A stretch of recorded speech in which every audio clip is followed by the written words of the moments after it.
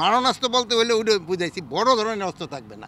তার কাছে তো রাইফেল থাকবেই। এখন একটা বড় সমস্যা আছে তাদের, যেমন গাড়ির সমস্যা। এটা কিন্তু আমরা এখন পর্যন্ত সমাধান করতে পারি না, কিন্তু আমরা প্রায় 200-র মতো গাড়ি প্রকিউর করতেছি। ওইগুলি করলে হয়তো আমরা তাদের সমস্যাটার সমাধান করতে পারবো।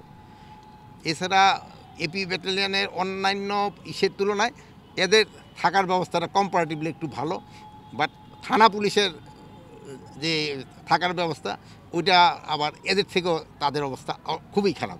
যেটা প্রায় আমাদের 50টা থানার ভিতর 25টা থানাই আছে আমাদের ভাড়া বাসার উপরে। এই ভাড়া বাসাগুলিতে মানে এদের খুব কষ্ট করে থাকতে হয়। আবাসনের সমস্যাটা খুব প্রকট। আবাসনের সমস্যাটা খুবই প্রকট।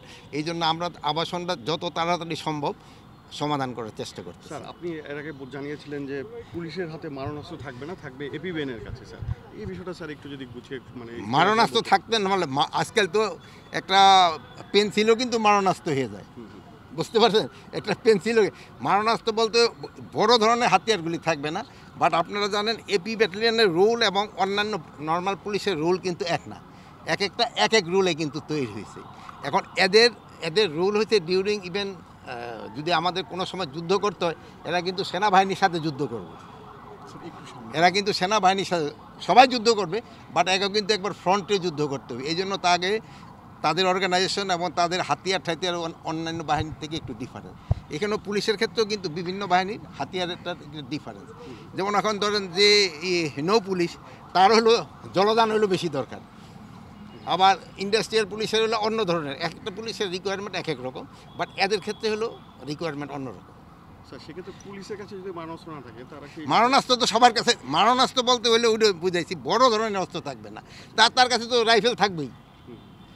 এখন তো মরণাস্ত্র বলতে দিয়ে আপনি তো ওই কি বলে একটা চাকুও তো মরণাস্ত্র, ওইটা দিয়ে তো মানুষ মেরে ফেলানো যায়। স্যার, ঈদের পর তো এই যে এখন আবার রাজধানী আবার যে আগের যে পরিবেশ, যানজট, কোলাহল, এই সব কিছু, এখন কি এই যানজট নিরসনে কি স্যার কোনো পদক্ষেপ বা? যানজট নিরসনের জন্য আমরা তো চেষ্টা করে যাচ্ছি, বাট হয়তো আমাদের আপনারা জানেন প্রত্যেকটা দেশে হলো যতগুলো রাস্তার পরিমাণ থাকতে হয় 25%, আমাদের তো 7% রাস্তা নেই।